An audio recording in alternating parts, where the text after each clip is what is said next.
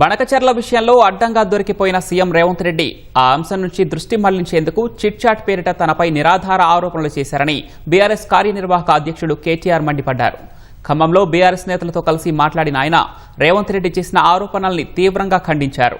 జీవితంలో ఏనాడు తాను సిగరెట్ కూడా తాగలేదన్నారు. డ్రగ్స్ ఆరోపణలకు సంబంధించి ఆధారాలు బయటపెట్టాలని, అవసరమైతే ఏ పరీక్షకైనా తాను సిద్ధమని కేటీఆర్ తేల్చి చెప్పారు. తాను ఏపీ మంత్రి లోకేష్ను కలవలేదని, కలిసినా తప్పేంటని ప్రశ్నించారు. రేవంత్ రెడ్డి వల్ల యూట్యూబర్లకు మినహా ఎవరికీ లాభం చేకూరలేదని కేటీఆర్ ఎద్దేవా చేశారు. రోత వార్తలు, రోత డైలాగులతో ఇవాళ ఇష్టం వచ్చినట్టు మాట్లాడి చిట్ చాట్ల పేరిట నువ్వు చీటింగ్ ఏదైతే చేస్తున్నావో ఈ రాష్ట్ర ప్రజల్ని జనం చీకొట్టే పరిస్థితి తెచ్చుకుంటా ఉన్నావు. టన్నుల కొద్ది కేసులు పెట్టాడు. 20 నెలల్లో టన్నుల కొద్ది కేసులు. గుండు పిన్నంత ఆధారం అన్న దొరికిందా? ఎంతసేపు లీకులు.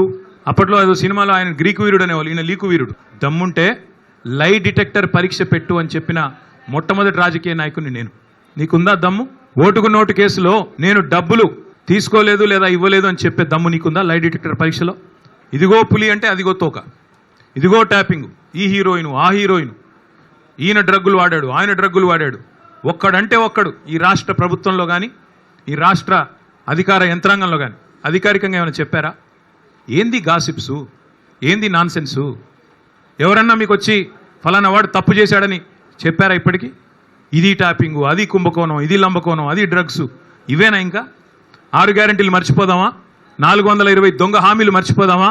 ఆడబిడ్డలకు ఇస్తానన్న 2500 మర్చిపోదామా? ముసలోళ్ళకి ఇస్తానన్న 4000 పెన్షన్లు మర్చిపోదామా? మధ్యాహ్నం కొంతమంది బాగా డబ్బున్నోళ్ళు కిట్టి పార్టీలు చేసుకొని వీళ్ళ గురించి వాళ్ళ చెవులు కోరుకోవడం, వాళ్ళ గురించి వీళ్ళ చెవులు కోరుకోవడం, అది జరిగేది. ఈయన కూడా అట్లాంటి కిట్టి పార్టీ ఆంటీ ఈయన రేవంత్ రెడ్డి గారు. ఎక్కడో ఎవడో చెప్పింది విని అదే నిజం అనుకుని భ్రమించి దాన్ని మళ్ళీ 10 మందిని పోగేసుకొని, మీడియాని పోగేసుకొని చిట్ చాట్ల పేరిట ఈ శవాల మీద పేలాలు ఏరుకోవడం ఏందే నాకు అర్థం కాదు.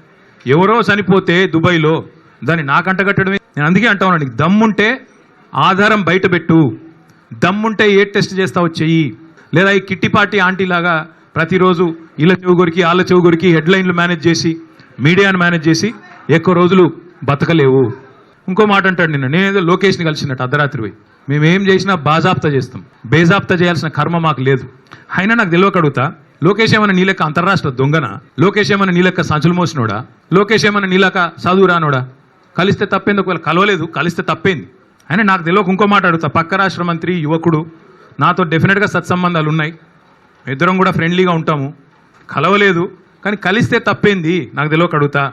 అయినా మీ పెద్ద బాసు చంద్రబాబు కొడుకే కదా, పక్క రాష్ట్ర మంత్రి యువకుడు, నాకు తమ్ముళ్ళు అంటాడు, కలిస్తే కలుస్తా కానీ నేను కలవలేదు, దానికేదో పెద్ద ఈయనేదో గొప్ప విషయం కనిపెట్టినట్టు. అయినా నాకు తెలియక అడుగుతా, పాలన గురించి తెలుసుకోవాలంటే మమ్మల్నే కలుస్తారు బీఆర్ఎస్లను, దోపిడీ గురించి తెలుసుకోవాలంటే నిన్ను కలుస్తారు. ఆయన నన్ను కలిసినా నీకేం బాధ అవుతుంది? నాకు అట్లా తెలియక అడుగుతా.